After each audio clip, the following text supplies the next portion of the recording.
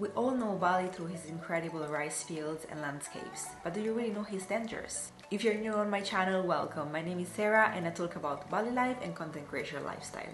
And in this video, we're gonna cover 16 things that you should never do in Bali, how to avoid them, and how to deal with them in case it happens. Make sure to stay till the end to understand if this is the place for you. The first things you should never do is being naive when driving, especially the scooter. Robberies while driving is super common in Bali, especially in Canggu.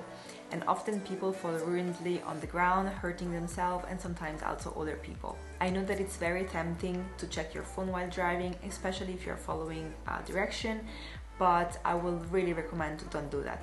These robbers are professional and your phone could be gone without you even realizing it. It also happened that robbers try to pull out backpacks and bags from the victim while driving. It's a sad game about or you leave it or you fall. The best way to avoid this to happen is to put everything that fits under the seat of your scooter. If you need to use your phone, stop in a parking lot and take it out. Preferably not on the main road. If your phone or something else gets stolen, you can still try to report it to the police. Sometimes it's possible that they find it, but most of the time not. So this is something to take in consideration when you are driving with your phone. The second things you should never do is to show off, but this is actually common sense. I think it's important to talk about it, especially if it's your first time coming to Bali.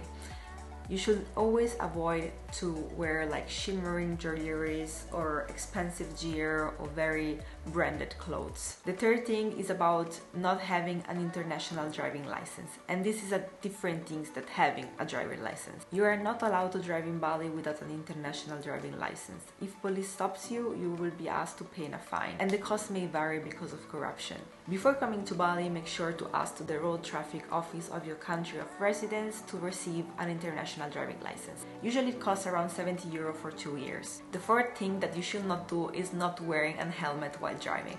This is unfortunately super common and extremely dangerous, and it takes just 1 second to fall ruinously on the ground, and usually the head is the first things that smash on it. If something happens and you are not wearing your helmet, the insurance most likely won't cover it. I have been traveling 2 years in Asia full time and I haven't had a travel insurance, and now I realize how stupid I was. You know, I always thought that travel insurance were super expensive and extremely complicated to understand what they cover, and this is the reason why I thought I never wanted to have one. Then I discovered the best health and travel insurance for nomads around the world. It is Nomad Insurance by SafetyWing.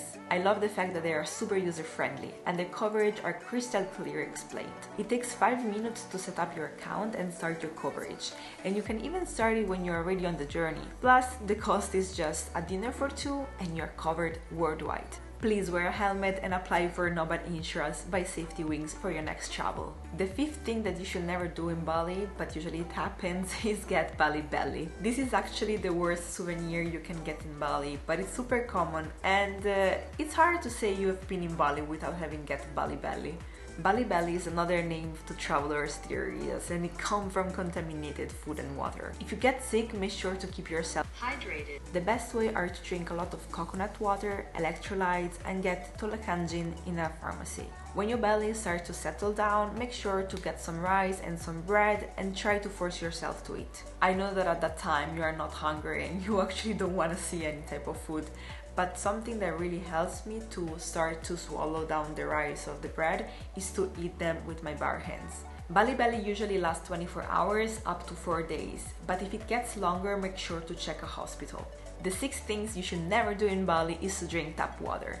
In many countries, it's safe to drink tap water. I grew up in Switzerland and I just never actually bought any bottle because the tap water was delicious, but here is not an option. I mean, don't even think about it. Waterborne diseases are a thing and you don't want to take the chance to end up in a hospital. Avoid drinking drinks with ice cube, brushing teeth with tap water, and every time you finish a shower, make sure to dry your ears. If you get sick again, go for Talakanjin, coconut water, and electrolytes. The 7th thing you should always avoid and you don't want to get in trouble for is by using drugs. Indonesia is one of the strictest anti-drug rules in the world. You can end up in jail for consumption and be sentenced to death for smuggling. So I think this is enough an explanation itself. The 8 things you don't want to do, or maybe yes, but still make sure, is to don't drink Arak. Arak is an infamous local liquor that to me tastes like tequila, but when it's mixed with juices it's kind of pleasurable. Arak is well known to make people blind or pass away, and these aren't just rumors. This happened due to methanol poisoning, so when the Arak isn't done properly, it's extremely toxic.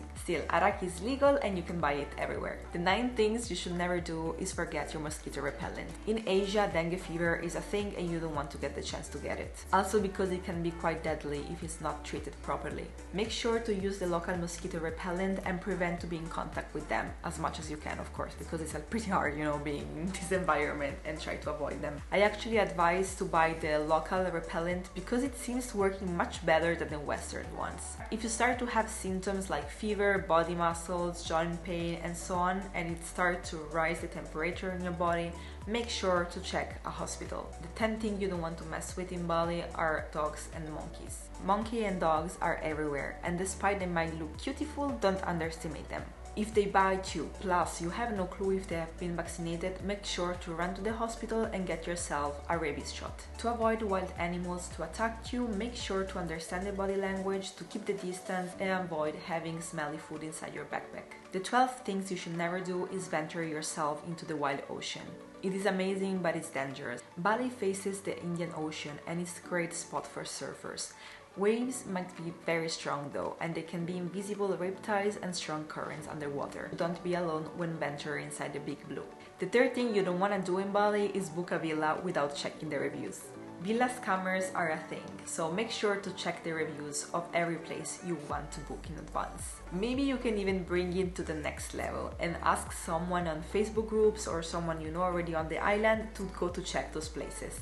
Also, when you talk with the owner about expenses, make sure to have everything included, like water, electricity, internet, cleaning, and so on. The 14 things you should never do is 100% trust Google Maps. Often the streets and shortcuts Google Maps show might be not the best. And with not the best, I mean invisible. Be careful where you drive because many roads can be sketchy with deep holes. Crashing into one might be not a good idea. The 15th thing you should not do in Bali is step on Canang Sari. Canang Sari are daily offerings to the god, and it's very disrespectful to step, drive or kick them. Honestly talking, it happens to me so many times that I step on them, but I really didn't do it on purpose. I felt so guilty, but I didn't saw them and I stepped on them, so I'm very sorry. And the 16th thing you should absolutely know before coming to Bali is that you are gonna be right in the middle of the Ring of Fire. The Ring of Fire is the path along the Pacific Ocean. It is characterized by active volcanoes and frequent earthquakes. These natural disasters might cause tsunami, and it's better to be prepared to evacuate. But don't stop yourself to come to Bali because it's still an incredible place to be. So guys, these are the 16 things you should not do in Bali or to be aware of before coming here. I hope that I give you some insight about the situation and avoid these things to happen. Thumbs up if you like this video and make sure to subscribe to my channel for more Bali life and content creator lifestyle. And turn on the notification bell to don't miss any Sunday release. So guys, see you next Sunday!